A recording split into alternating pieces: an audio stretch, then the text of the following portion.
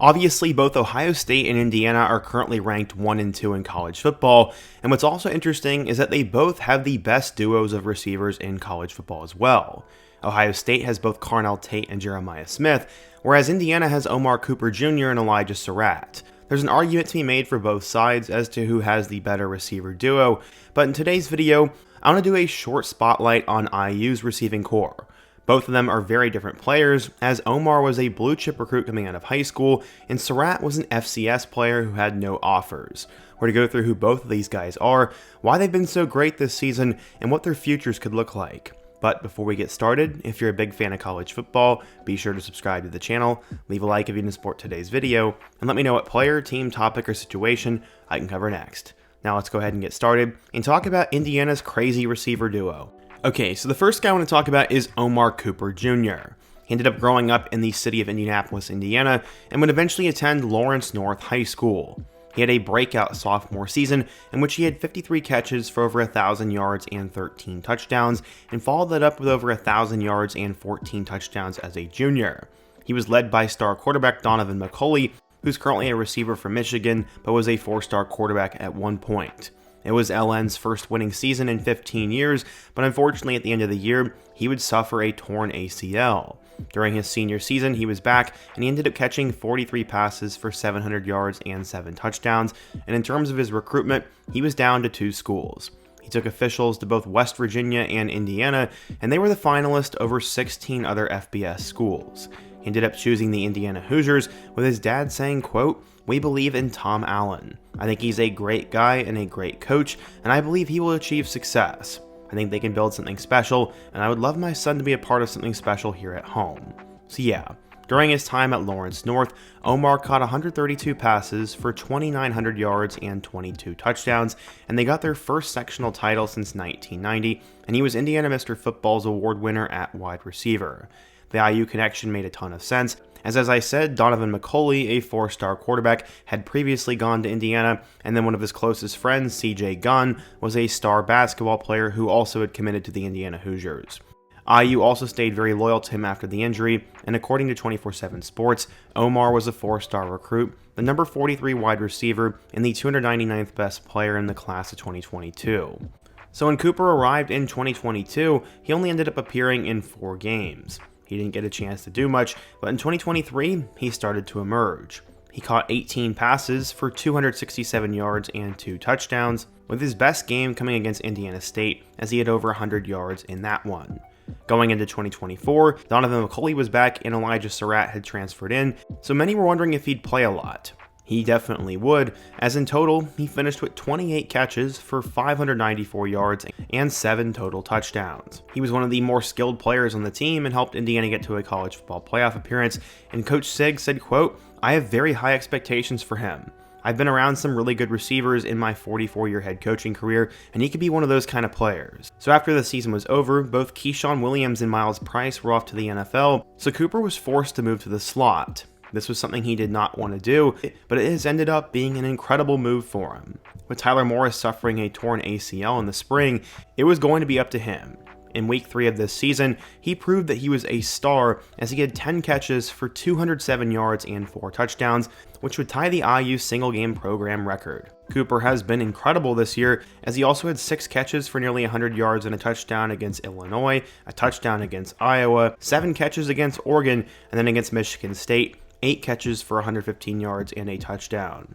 He was extremely limited this past weekend against UCLA, but before the UCLA game, he was tied for the 4th best offensive grade at 87.6 and the 10th best receiving grade at 85.4. Also among 129 receivers with at least 40 targets, he had an 83% catch rate, which was 6th in the FBS. He also only has 1 drop, and according to PFF, he's one of the most dynamic run-after-catch players in the nation, as he was 9th nationally with 315 yards after the catch, and was tied for 11th with 13 missed tackles.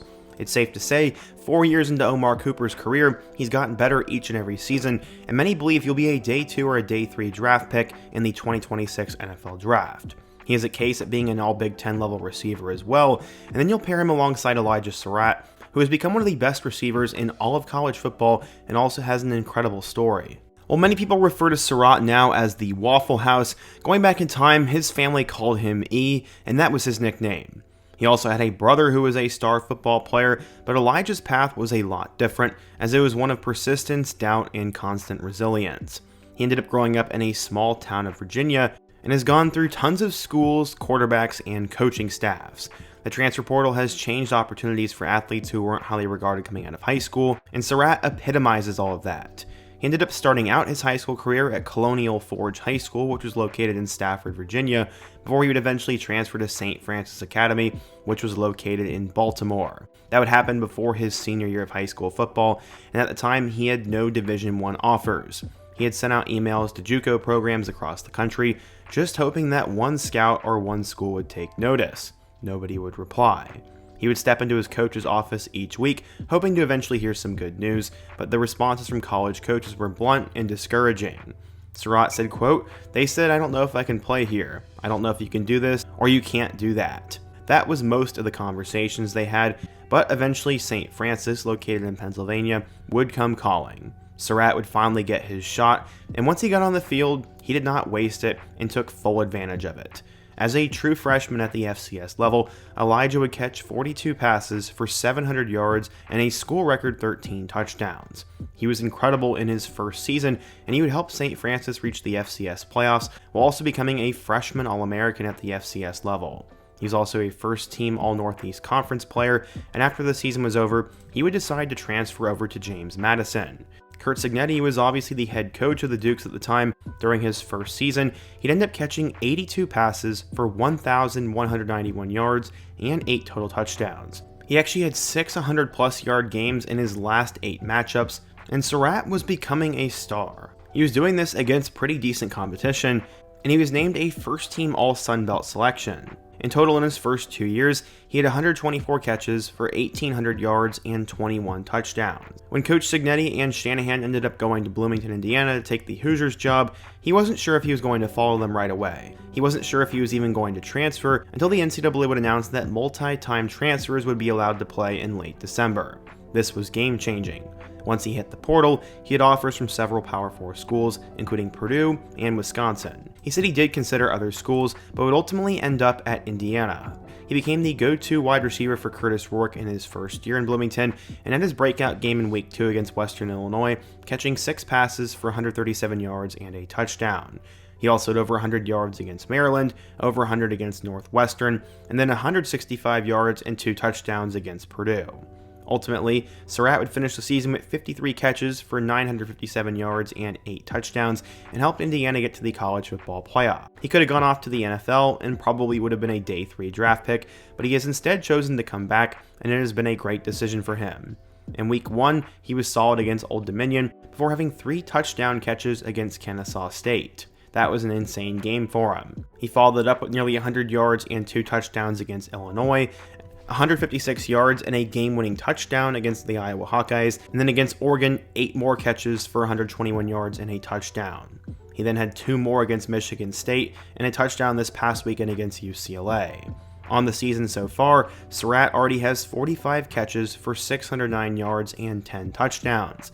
When you do the math, he's having an incredible season. While he's currently ranked 24th in receiving yards, his touchdown number is number 1 in the nation. He's not even tied. He is alone at the top of college football, and Sarrat is becoming a huge name.